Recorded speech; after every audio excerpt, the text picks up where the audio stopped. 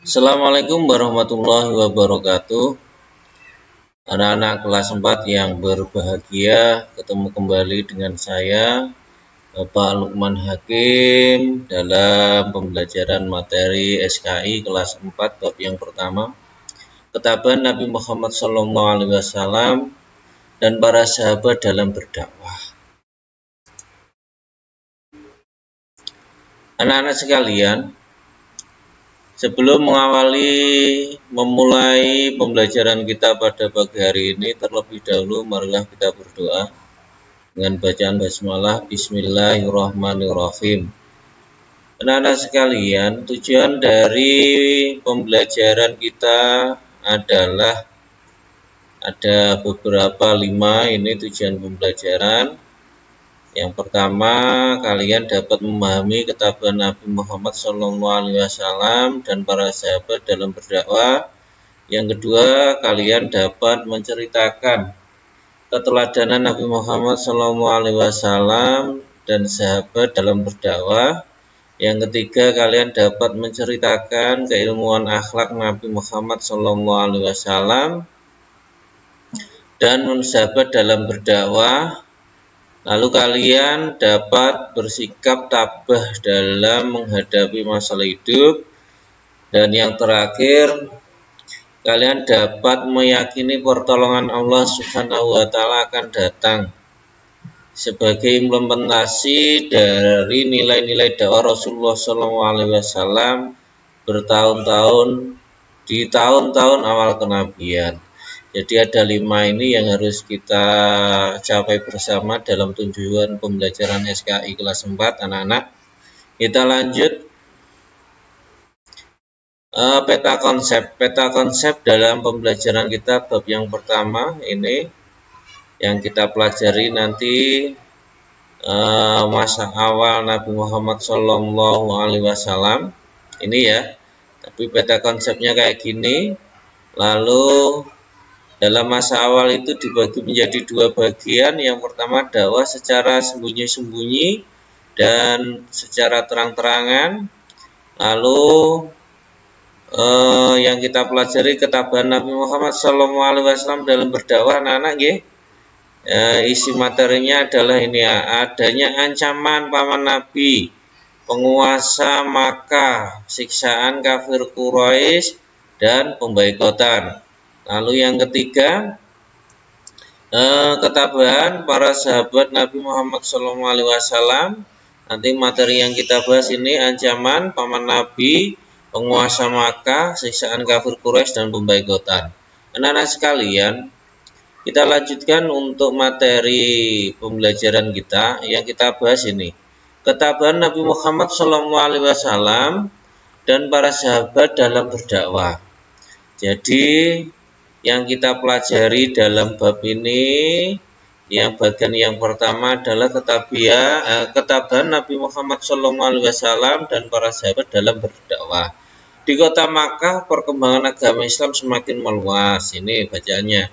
Masyarakatnya semakin banyak yang memeluk agama Islam. Hal ini membuat kaum kafir Quraisy semakin tidak senang terhadap kaum muslimin dan seterusnya.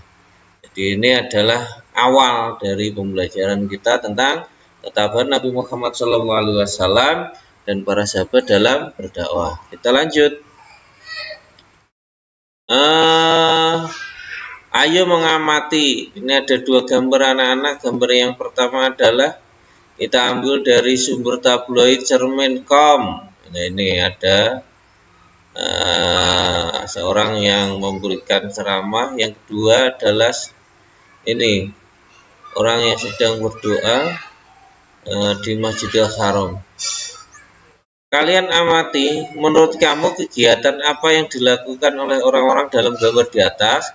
Tulislah hasil pengamatanmu di lembar kertas di bawah ini. Jadi ini nanti kalian salin nggih. Yang ini kalian salin, kalian tulis di lembar kertas. Ini nanti dikirim ke nomor saya sebagai bentuk absensi pada pertemuan kita. Kita lanjut. Ini. Ayo belajar. Materi yang kita bahas ini adalah masa awal dakwah Nabi Muhammad SAW dan para sahabat. Ini tahukah kamu? Nah ini, yang pertama adalah dakwah secara sembunyi-sembunyi.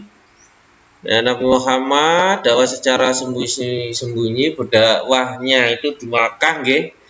Setelah turun wahyu yang kedua yaitu surat Al-Mudaththir ayat 1 sampai 7. Nah, surat Al-Mudaththir ayat 1 sampai 7 yang bunyinya gimana anak-anak?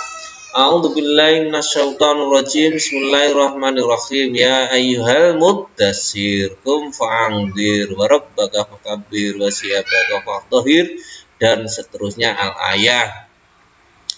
Dalam ayat ini Allah Subhanahu wa taala memerintahkan Nabi Muhammad SAW untuk berdakwah. Di awal dakwahnya hanya terbatas pada keluarga dan dilakukan secara sembunyi-sembunyi. Nah, tempatnya dakwahnya itu adalah di rumah Arqam bin Abil Arqam. Dalam dakwah yang pertama ini kita lanjut. Nah, ini orang-orang yang masuk Islam yang pertama ada 1, 2, 3, 4, 5, 6, 7, 8, 9, 10, 11, 12. Ada 12 yang masuk Islam di tahap yang pertama, nggih. 12 itu siapa aja anak-anak? 1. Khadijah binti Khuwailid. 2. Ali bin Abi Thalib. 3. Abu Bakar. 4. Utsman bin Affan. 5. Zubair bin Awam. 6. Abdurrahman bin Auf. 7. Sa'ad bin Abi Waqqas. 8. Talhah bin Ubaidillah. 9. Abu Ubaidah bin Jarrah. 10. Arqam bin Abil Arqam. 11 Ummu Aiman, dan yang terakhir 12 Zaid bin Harisah. Itu orang yang pertama masuk Islam, dinamakan as-sabiqunal awwalun atau as-sabiqunal awwalin, nggih, orang-orang yang pertama kali masuk Islam. Saya kira itu pembelajaran kita anak-anak sudah selesai.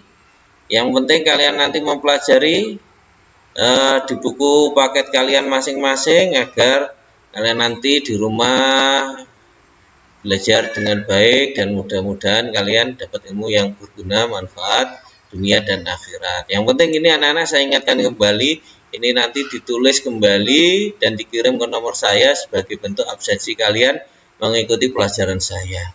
Kurang lebihnya saya mohon maaf. Marilah kita akhiri dengan bacaan hamdalah. Alhamdulillahirabbil alamin. Semoga pembelajaran kita pada pagi hari ini mendapatkan berkah dan menjadi ilmu yang bermanfaat, maslahah fid dini wa dunya wal akhirah. Akhirnya, wallahu muwaffiq ila aqwamit thoriq. Assalamualaikum warahmatullahi wabarakatuh.